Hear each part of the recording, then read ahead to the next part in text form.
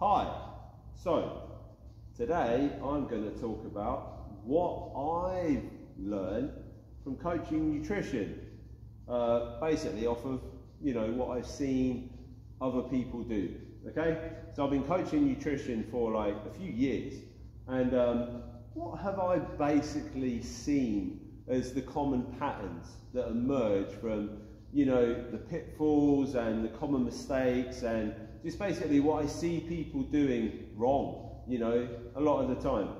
And there's some real common things that come up again and again and again and again.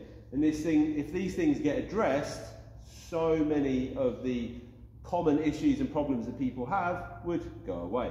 So, what's interesting though, is that even though this is about nutrition coaching, right, I'm not actually going to get to the nutrition first of all. I'm going to start off with behaviour. So the first point is that, and this will be a common thing like in nutrition, people that coach nutrition will be able to tell you this, attendance, okay? So what I mean by attendance is someone says, for example, that they want help, okay? And they, they book in for something, or they, they make steps towards like beginning the process, right? Honestly, let's say 9 out of 10 don't turn up, okay? So 9 out of 10 people that like start and like make an appointment, or they make some way, they just don't turn up, okay? So immediately people that are like definitely saying, yes, I need to sort this, yes, I have an issue, okay? Most of them do not even really get to the point of taking any action to begin with. That's not good, okay? Everything you do has an effect. So if you end up like doing something and sort of stumbling your way through and making mistakes, that's brilliant because you'll learn and things will happen. If, however, you just decide to quit before anything starts, nothing is going to improve. Things are only going to get worse, okay? Next thing, so we've got 1 out of 10 people on average, right, and now starting the process, actually turning up, right? The next behaviour issue we have is communication, okay? So I mean, these are like stats I'm kind of like just basing on feel, right? But 9 out of 10 don't communicate properly.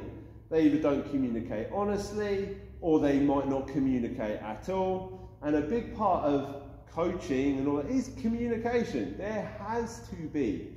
So we have this little thing here where we've got only 1 out of 10 people might even actually turn up, despite the fact claiming they will turn up. And then here with the communication aspect, those 1 out of 10 people, 9 out of 10 of those people don't communicate properly. Oh dear. So what we're looking at here is that, like, obviously inventing these numbers, but it's a rough feel, 99 out of 100, okay? 99 out of 100 people, okay?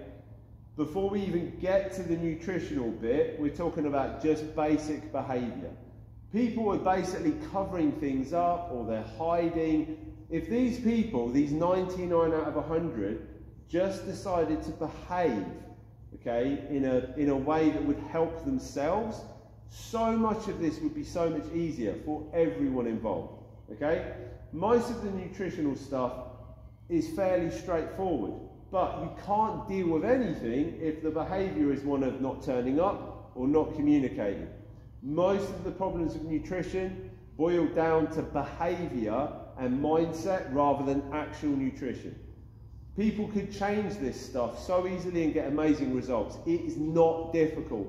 I say that again, it is not difficult. The people that actually turn up and communicate get results. Seriously. It's always the thing with people that as soon as people show that they don't communicate well, you're guaranteed they're not going to get good results.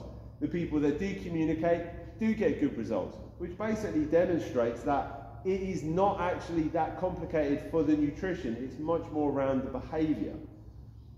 Just behave, basically. If you say you're going to do something, do it and behave, okay? Let's tuck into the nutritional bit.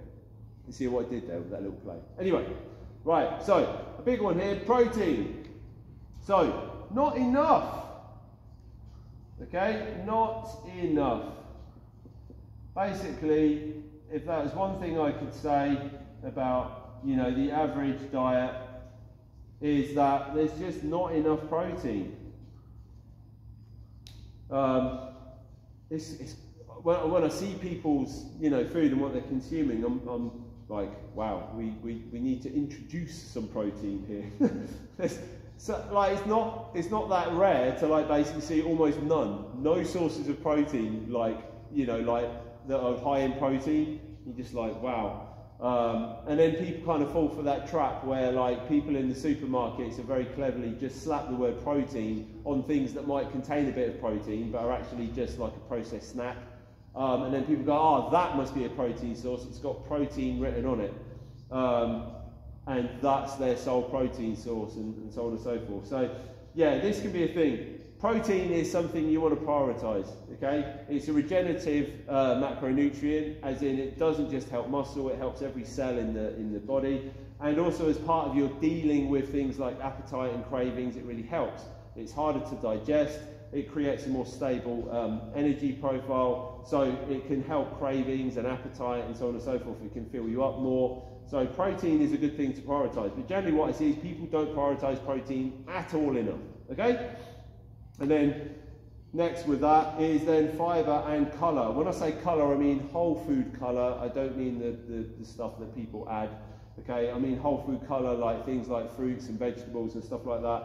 And again, not enough. Not enough. Not enough. So not enough protein and not enough fibre or colour, okay? So again, I always talk about prioritise protein, prioritise fibre, prioritise whole food colour, okay? Bump these up, okay? What this will do is it will give you much more bang for buck for the calories that you're eating and make it harder to overeat calories. Because generally what people are doing is they want weight loss a lot of the time, which means they're eating too many calories. That's it really, it's that straightforward. By bumping up your protein and bumping up your fibre and bumping up your whole food colour, okay, things like fruits and vegetables, it makes it harder to eat too many calories or excess calories that create weight gain or maintain you at a body weight that you feel is too high for yourself. As well as the fact that protein is very healthy for regeneration, fibre is very healthy for your digestion, and whole food colour is just generally incredibly healthy for all of your micronutrients, your vitamins, your minerals, antioxidants, you know, a nice variety of food within that, okay? So generally what I see is not enough of these, right? And then interestingly enough, the fifth thing I want to cover is people worrying about the wrong stuff. Like, it's really interesting. People don't worry about protein or fibre or whole food colour enough at all. But they'll worry about stuff like, for example, they worry about breakfast, okay? So they'll be of the mindset of, oh, like, I know I don't have breakfast, I know that's bad, right? So they feel like they have to force themselves to have breakfast, and the reason that they're not having their goals or whatever is because maybe they're skipping breakfast. And at the end of the day, like, breakfast is just a name for a meal that we have at the start of the day. There's nothing sacred about it. I mean, if skipping breakfast then makes you binge later on in the day, and therefore eat extra calories or unhealthier food, then having breakfast might help with that. Right? But there's nothing sacred about it per se. The whole thing of breakfast being the most important meal of the day is nonsense. It's just a meal, okay? And that leads on to the next point, that one of the things that people worry about is that they worry about number of meals, okay? So they worry about, oh, I'm supposed to eat X amount of meals, you know, for the goals that I want. Okay, and oh God, what am I doing? There we go, number of meals, right? So people worry about number of meals like there's some magic number, okay? And there isn't. it honestly doesn't really matter. The most important thing when it comes to the number of meals and your nutrition, right, is does it fit in well and easily with your life, okay?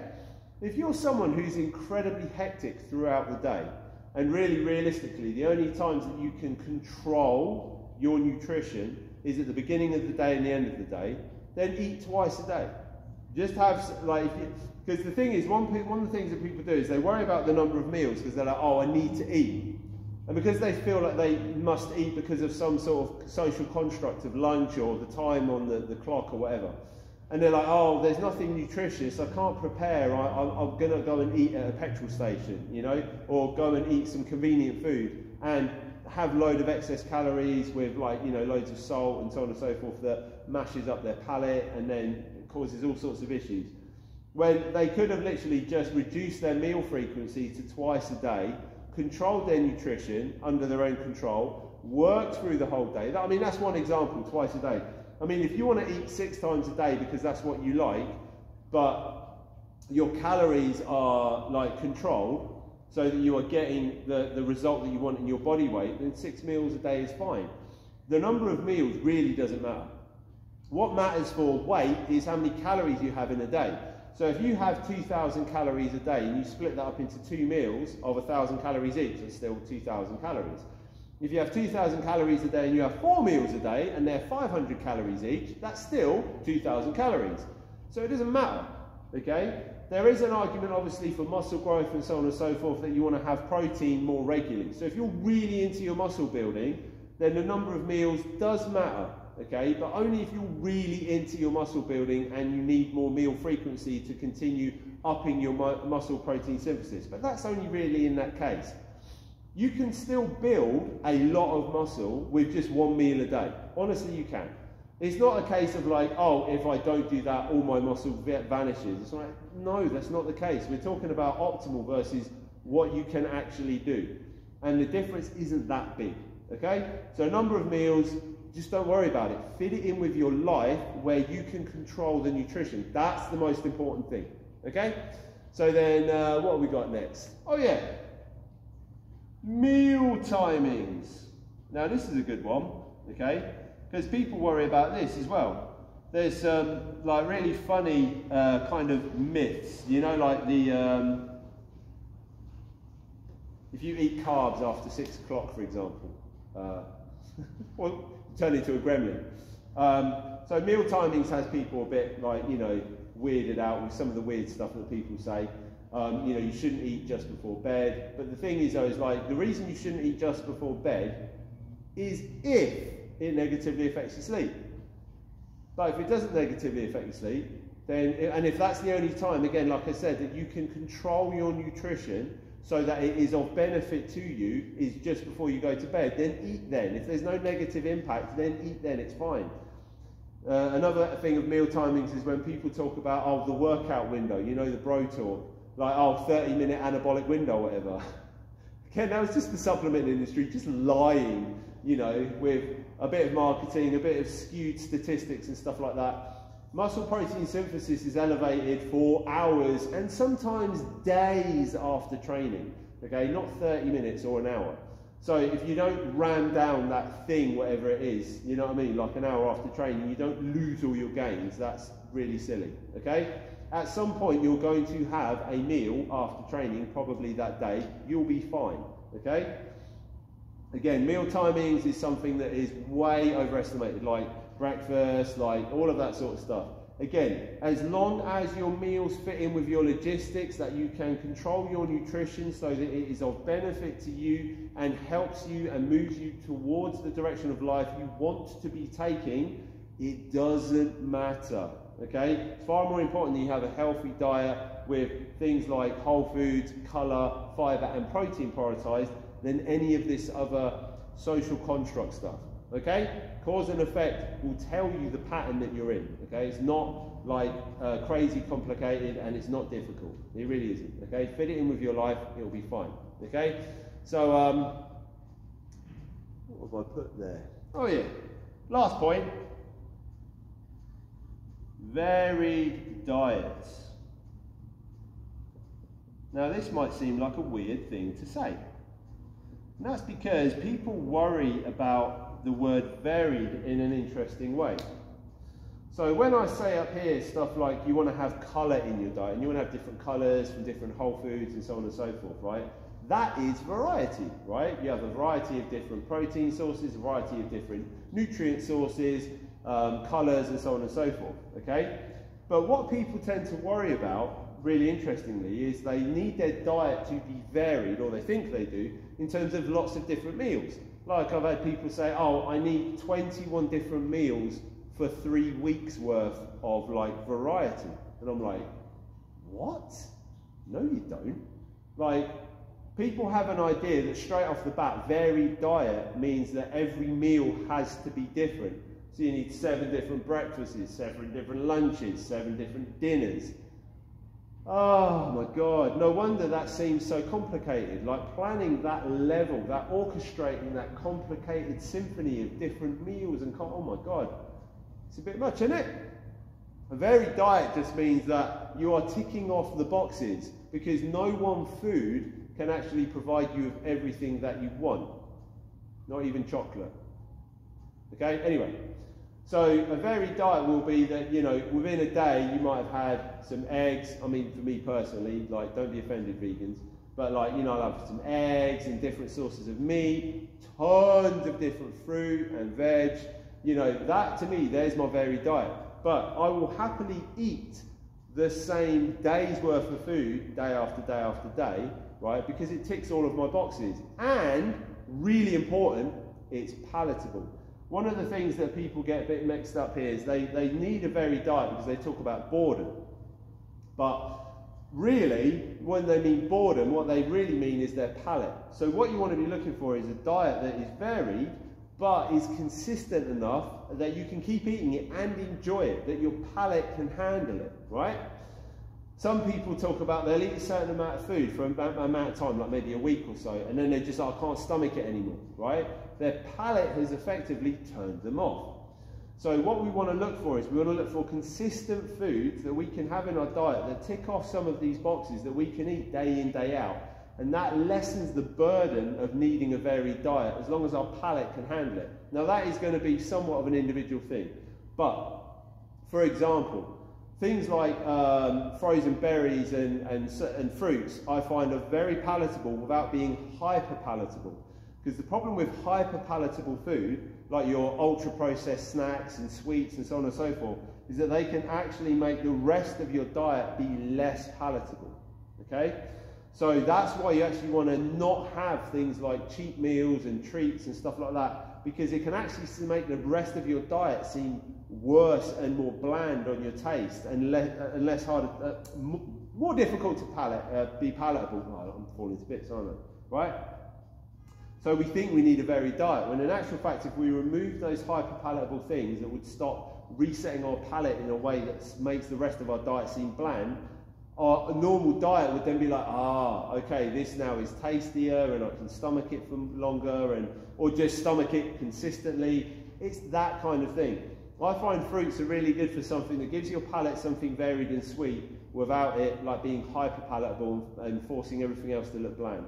So the whole varied diet thing, you don't need your day-to-day meals to all be different from each other, okay? The variety is much more in ticking off the nutrients, okay?